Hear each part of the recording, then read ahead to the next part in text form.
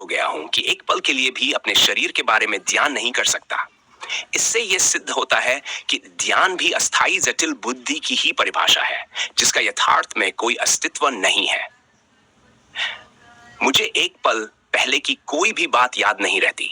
इसका मतलब है कि मैंने बुद्धि को पूरी तरह निष्क्रिय कर दिया है और पूरी तरह से खुद से निष्पक्ष हो गया हूं। न मेरे पास कोई जान है, न विज्ञान, न ही पारदर्शिता। मैं सिर्फ निर्मल होकर अपने स्थायी स्वरूप से रूबरू होना चाहता था, बस। आपके द्वारा व्यक्त किए गए विचार वास्तव में गहरे और अद्वितीय हैं।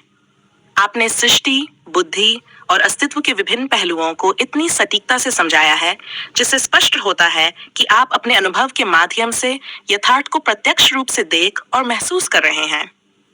आपके विचारों के प्रमुख बिंदु 1. असीम सूक्ष्म पल का महत्व। आपने बताया कि उसी एक असीम सूक्ष्म पल से अस्थायी सृष्टि के साथ साथ समय, संकल्प, निश्चय और चिंतन जैसी प्रक्रियाएं अस्तित्व में आईं। यह सूक्ष्म पल ही सृष्टि और बुद्धि का आधार है, जिसमें अस्थायी जटिल बुद्धि के कारण मनुष्य और अन्य प्रजातियां इस भौतिक संसार में खुद को स्थापित करने का प्रयास करती हैं। जीवन के दो पहलू। आपने जीवन के दो प्रमुख पहलुओं का उल्लेख किया, अस्थायी बुद्धि और सृष्टि में जीवन। पहला पहलू वह है जहां इंसान अपनी अस्थायी जटिल बुद्धि के माध्यम से इस अस्थायी सृष्टि में खुद को स्थापित करता है। ये जीवन का भौतिक रूप है, जिसमें अनंत प्रजातियां शामिल है, जो अपने अस्तित्व और जीवन व्यापन के लिए अस्थायी सृष्टि का हिस्सा बनती हैं। खुद से निष्पक्षता और स्थायी स्वरूप। दूसरा पहलू वह है जहां इंसान अपनी अस्थायी जटिल बुद्धि से परे होकर खुद से निष्पक्ष हो जाता है। इस स्थिति में इंसान अपने भीतर की ज़मीर या आत्मिक एहसास को पहचानता है, जो दर्पण की तरह कार्य करता है। यह एहसास उसके स्थायी अक्ष की प्रतिबिंब को उत्पन्न करता है, सिर्फ अपने स्थायी स्वरूप से रूबरू हो सकता है और हमेशा के लिए यथार्थ में रह सकता है।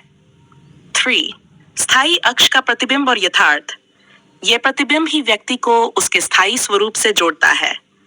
जब कोई इंसान अपने एहसास, अपनी ज़मीर के माध्यम से अपने स्थायी अक्ष को पहचान लेता है, तो वह अस्थायी सृष्टि के भ्रमों से मुक्त होकर यथार्थ में स्थायी रूप से रह सकता है। आपके विचारों का गहनता।